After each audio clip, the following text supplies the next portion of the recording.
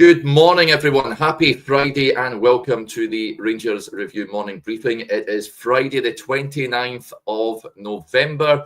I'm Derek Clark and I'm joined this morning to discuss Rangers' thumping Europa League win last night in France. Joshua Barry joins us. How's it going, Joshua?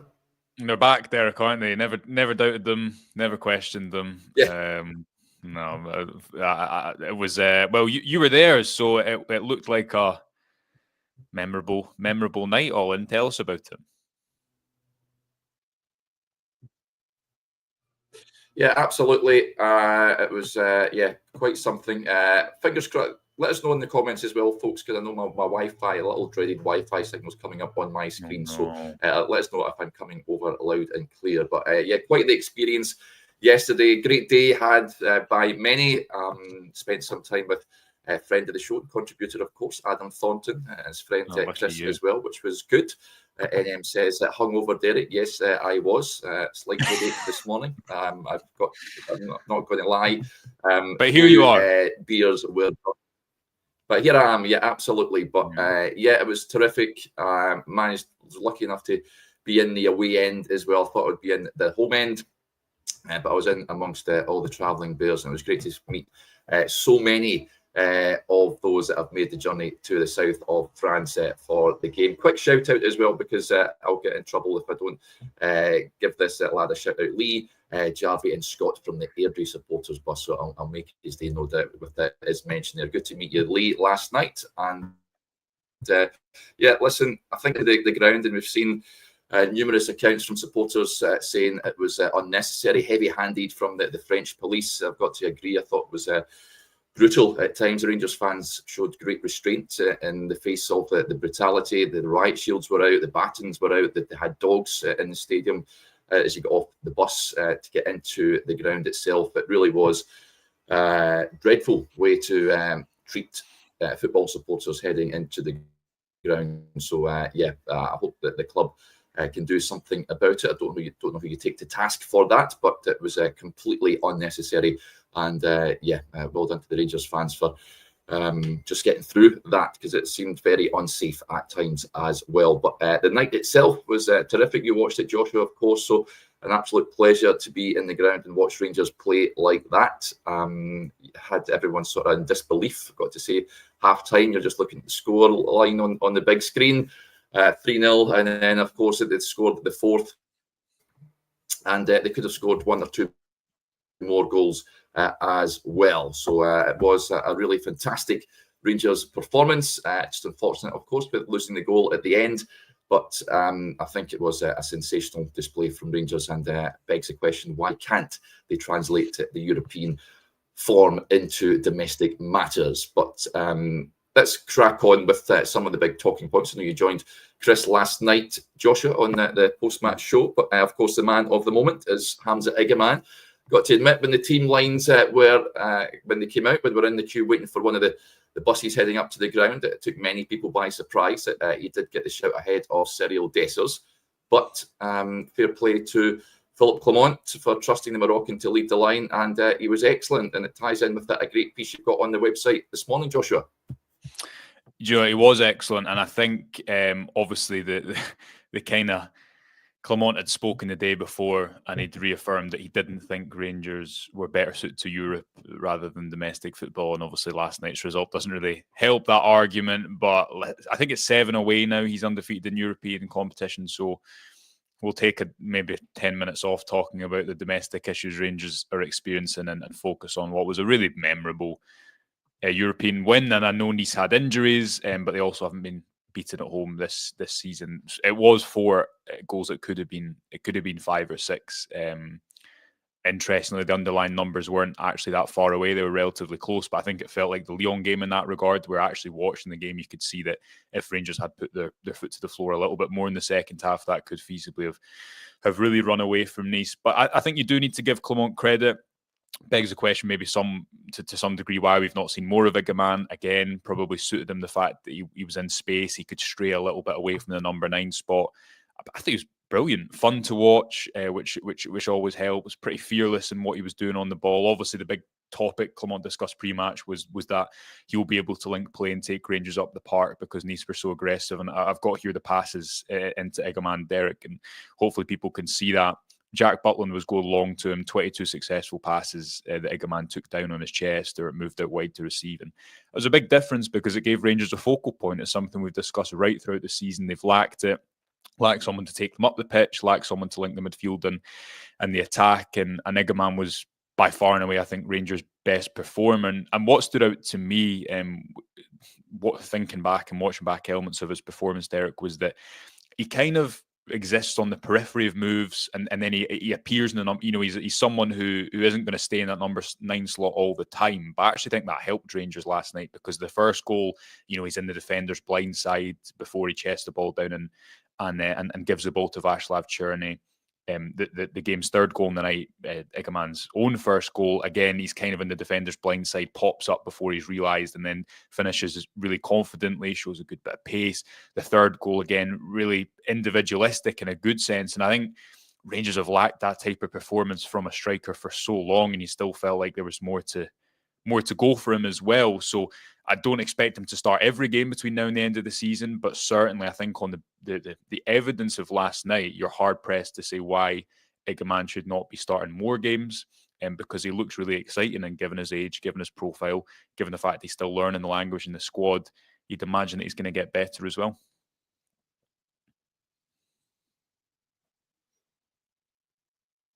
No, you've muted yourself. Yeah.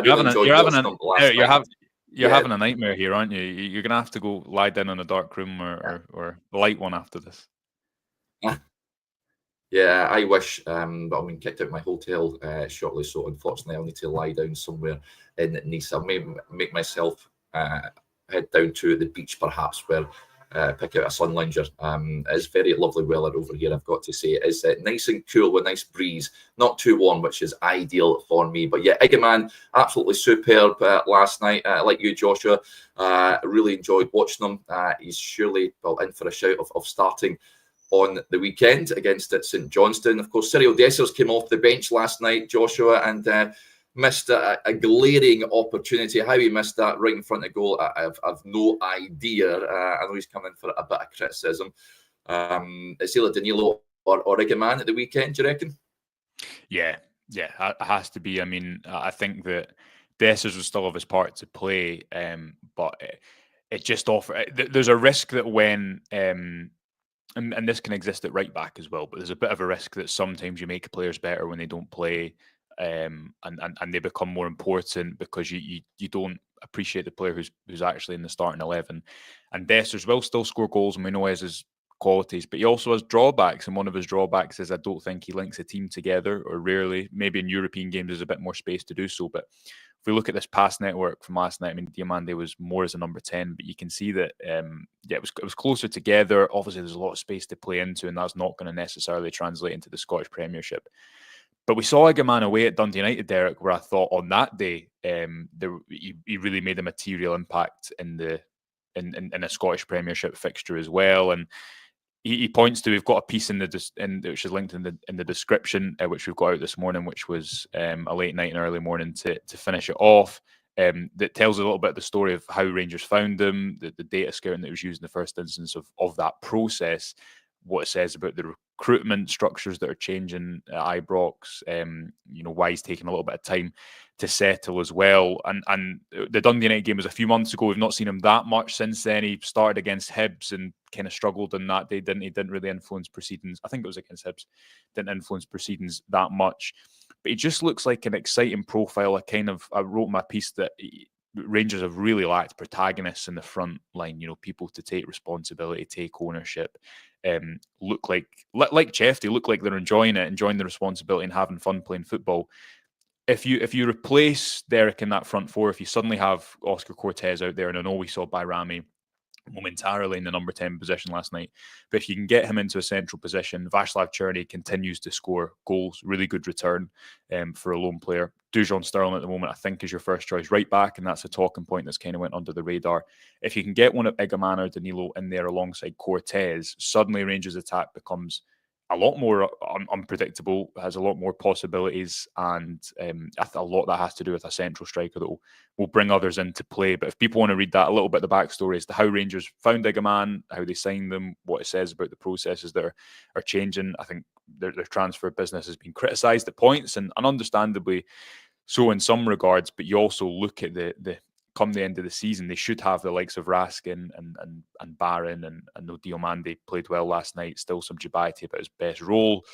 Cortez, Egaman, Chefte. There should be a real young core there that does represent a change in where Rangers are going. The difficulty has been that the results have been so poor and the performances have been so poor. You've not been able to look at the long term. But last night was definitely a break from the mood that has existed over Rangers for the last few months, really.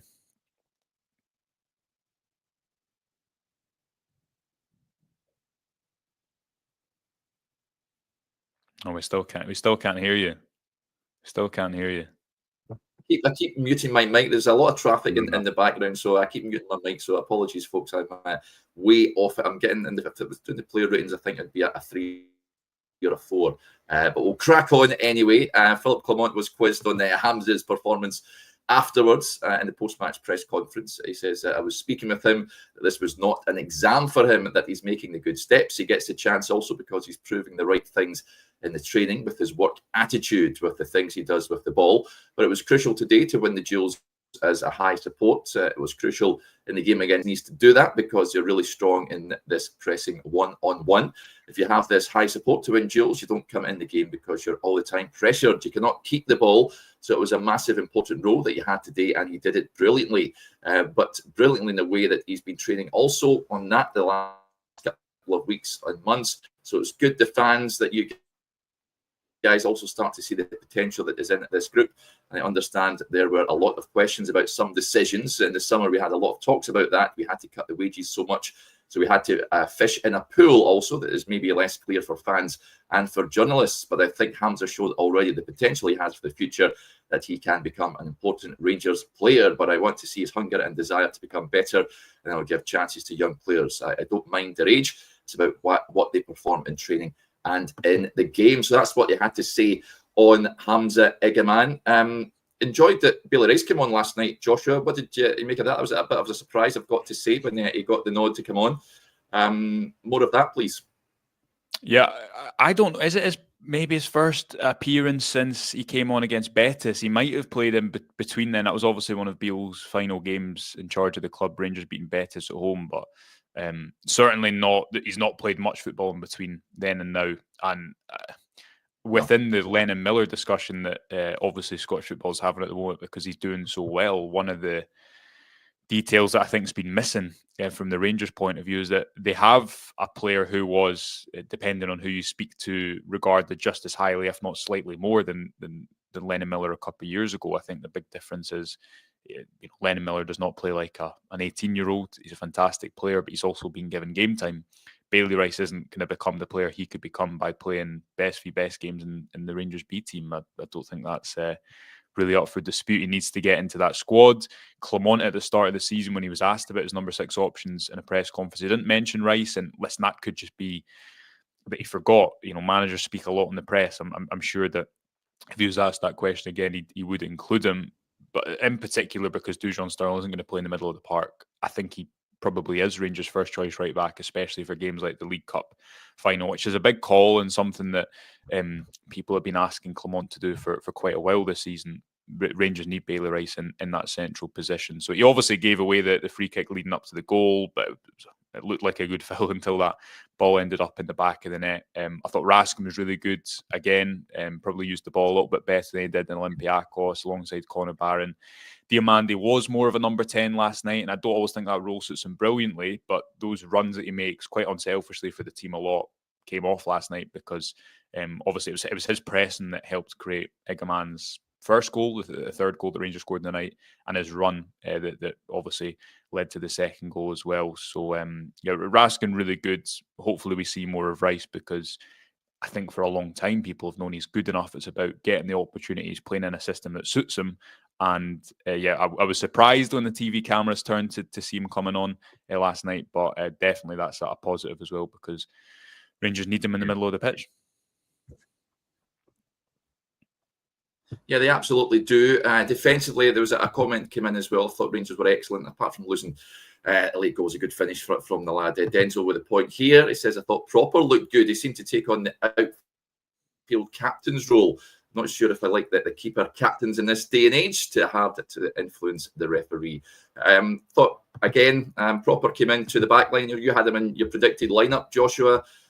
In these European games, he tends to do well, perform well. Malmo was good, Olympiacos likewise. And last night, again, now I know he was quizzed in the mix zone about the difference about why Rangers can perform so well in Europe and struggle domestically. That will be out later on today, folks. But another decent display from him.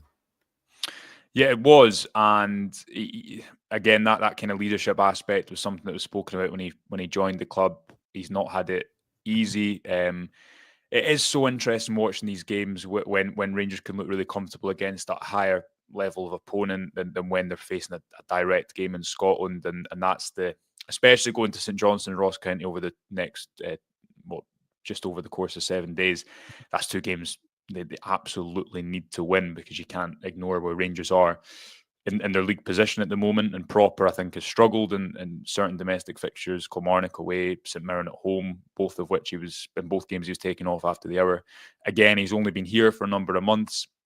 He's been a really experienced defender who's had a really good career in the Eredivisie, somewhat of a late bloomer, and didn't really put a foot wrong last night, apart from he was turned early in the first half. And he is a defender who likes to step out and be aggressive and mark man for man. He's not quick, and at points that can be caught out. Bar the early moment where the referee was looking at 3 or 4 or 5 penalty incidents, Rangers didn't concede kind of all that much. And so I thought it was a good night for him. Again, without Cass and Weirjo in there, Rangers need him to be able to perform. Now, when Tottenham come to Ibrox, when Rangers play Celtic in the League Cup final, do you definitely play Robin Proper over Liam Balogun? I'm not sure, because Balogun obviously is still quicker. He's still got an athleticism that Proper does not. But he's another player that I think looked comfortable in that game, as you say, Derek, like Malmo away, like Olympiacos away. He's used to playing that type of football. I know he was speaking about that to a podcast back in his homeland over the course of the last week. And Chefty as well, for me, there's a good few occasions where he drifted by his man really aggressively. Easy to forget he's still 20 years old. You've got Ridvan coming back in, which is a positive. But Chefty, like Igamane, like Barron, I think the positive about these players is that outside of talking about Clement's time at Rangers and his style of football and what the future is going to hold, you have young players there who are able to perform now, but are also should get better as well. And Jeffrey's like by far and away, I think, Rangers' best ball carrier in terms of beating someone one-on-one. You just want to see him in the final third more often because Rangers don't have a winger, for example, who can kind of do that stop-start motion and take the ball past a defender really aggressively. So a good night for the whole defence. And I thought Sterling creating the second goal, even if it was fortuitous somewhat in how it dropped for Diomande, really looks up an assured player in that natural position that we've not seen him play since he came to the club. And the fact that he was taken off earlier on, Derek, I wouldn't be surprised if he just keeps playing in that role. Maybe Tavernier is rotated in for St Johnstone away or Ross County or Kilmarnock at home. Maybe that's a game that suits him a little bit more. But certainly looking ahead to that game against Tottenham, that game against Celtic, I think it's going to be Dujon Sterling in that right back spot. Yeah, the Tottenham game is interesting because Rangers now find themselves, of course, 8th in the Europa League table in the expanded group stage, of course. Tottenham on the horizon. Of course, a trip to Old Trafford in the new year. Rangers rounding off the campaign away at home to our old foes at Union Saint-Gilloise, who are down there in 24th position with 5 points from their opening 5 matches. It's a terrific start from Rangers. 3 wins, a draw, and a defeat. With Tottenham coming up, Joshua, like you touched on, the League Cup final a few days after that. So I was speaking to a few reporters last night and thinking, how do Rangers approach that Tottenham game? It's not a must-win in any way, shape or form. Could Clement look at resting a few players, do you imagine, for the League Cup final, which is obviously the most important game? Of course it's the most important game. I mean, you look at Tottenham away from home, beat obviously City 4-0, beat Man United 3-0, wasn't it? And I'm not going to pretend that I watch every single one of their games, but I believe the general narrative is that Tottenham are a better team when they have space to transition into, as opposed to trying to break a team down. If regardless of last night, if Rangers give them the type of space they gave Lyon, then I think that is going to be a really, really long night. So it's probably about using the likes of Sterling wisely around it. Maybe he doesn't play the full 90 minutes. Certainly think at right back you want him out there against Son or whoever it might be. The Celtic game is clearly the biggest game on that Sunday afternoon. Is it a free hit? Yes, it is a free hit. But you could feasibly lose that game heavily because Tottenham have been really good away from home. So you need to try and balance that out to some degree. Clement's line will be, we treat every game individually, treat them all different. But he will be planning ahead and thinking about the best approach. What he would say is, up until that point, Rangers have 3 domestic games next. They have Johnson away, Ross County away, and Kilmarnock at home. By no means is that 9 points based on their league form this season, and it absolutely needs to be given their position in the league. So last night, Clement hopeful. I know he referenced in the press conference a synergy with the fans and trying to take that back to domestic football. He needs to. It will be really interesting to see what he does with his team selection, because he's spoken a lot about a new team this year and a young squad, and he's often made these comments about a young squad when the average age of the starting 11's been the same as last year, 27. And you've had a lot of players who have been there for his entire duration at the club, the likes of Tavernier and Dessers on the pitch. When he introduces the likes of Igamane and Dujon Sterling into those 2 positions, I think it does help his argument that it is a new Rangers team. And I think those players are better suited for the moment. They are for the future because of their age as well. And I would be interested to see how much that persists over the course of the next week. Tavernier and Sterling will play, but I don't think they're necessarily now going to start these big games over the course of December. Yep. Let's touch on this from day in the life. Of course, Rangers heading up to Perth on Sunday, and he says, would you start the same team that started last night, lads? I would anticipate a few alterations, Joshua. For a start, I'd be playing Yanis Hadji. I'd be bringing him back into the starting 11. Whether he does it or not remains to be seen. I think Danilo should be in with a shout. I know we touched on Igamane, and he'll certainly be hoping to start the game. Defensively, I think Leon Balogun perhaps comes back into contention. If you're Philippe Clement, are you looking to make any alterations from the team that won last night? Well, I think he has to. It's away from home, so it's a different game. I'd be interested to see because St Johnstone are a team who I think are changing under their new manager, trying to keep the ball more. Maybe that'll play into Rangers' hands if they don't set in as much. But if you look at, for example, the Rangers team that started against Dundee United, it was the same team that started against Olympiacos. And it featured the likes of, Cyril Dessers, who, as we discussed, isn't maybe a player who is going to suit a wide variety of games. He's not someone who's going to link play and suit a game with his back to goal. So I think you do need to see Rangers change for domestic football, because the general setup they have does just suit Europe better. That's absolutely true. I don't think you can refute that. Will Yanis Hadji come in away from home? I wouldn't mind seeing it. I'd be surprised. I agree it has to be one of Danilo and Igamane to try and get Rangers up the pitch, to try and link play. Could we see Ridvan from the start, given Shefty's played so much football, potentially? So yeah, I think there needs to be a few changes, and Clement's going to have to use the squad wisely, because he's got a game every 20 minutes over the course of December, doesn't he? Yeah, he sure does. Ross with the point, a valid one, says part of our problem is never starting the same back 4. It can't be good for consistency and familiarity for the players. So interesting point from Ross there.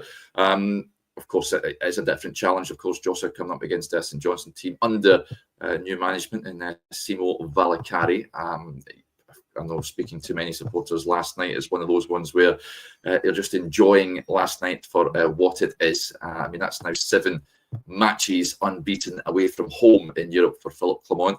He's someone that has come in for criticism fairly, I think, Joshua. I think that's warranted given where Rangers are in the domestic front. I know that came out in his pre-match press conference to defend his style of play.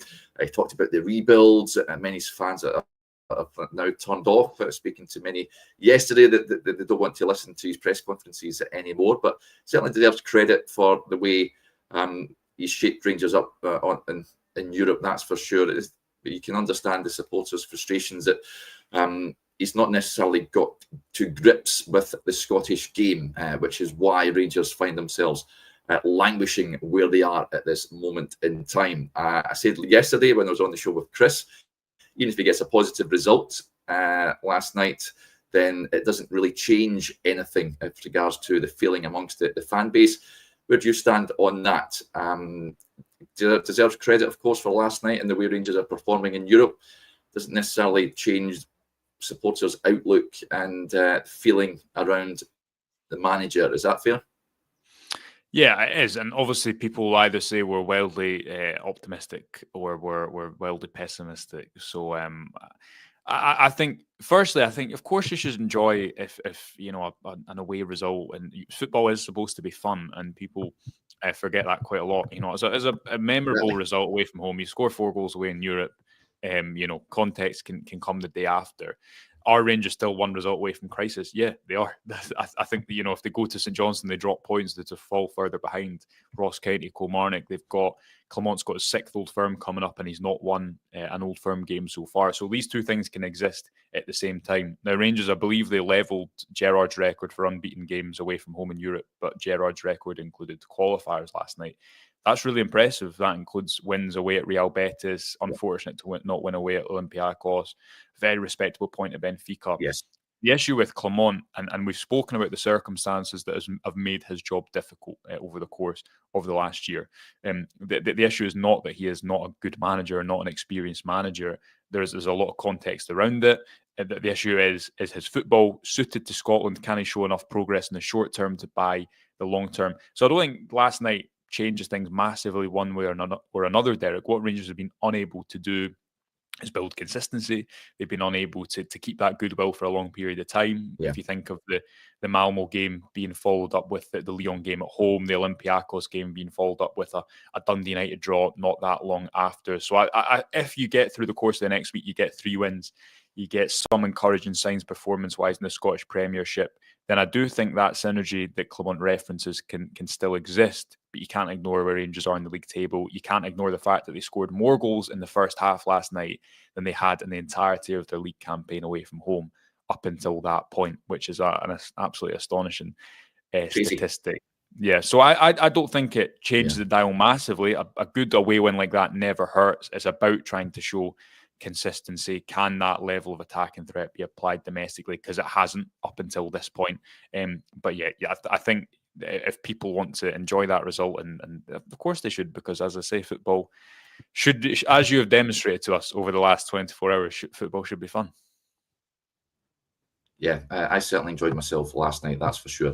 And don't take anything away from the result. It was a fantastic performance, a real statement win. We'll have people looking at that all across Europe, raised eyebrows, thinking that's a demolition job from Rangers. This is a Nice team that were 8 unbeaten in Ligue 1 heading into this game last night. I know they have struggled in the main in Europe, of course, but this was a real fantastic display from Rangers. I think some were saying it was the biggest European away win from Rangers, not excluding qualifiers, of course, since that 3-0 win away to Lyon back in the Walter Smith run to Manchester days. What a night that was at the Stade Gerland, I'm sure it was, the old Lyon Stadium, when Rangers put Lyon to the sword, and it very much felt like that last night. It was a real joy to be in that stadium.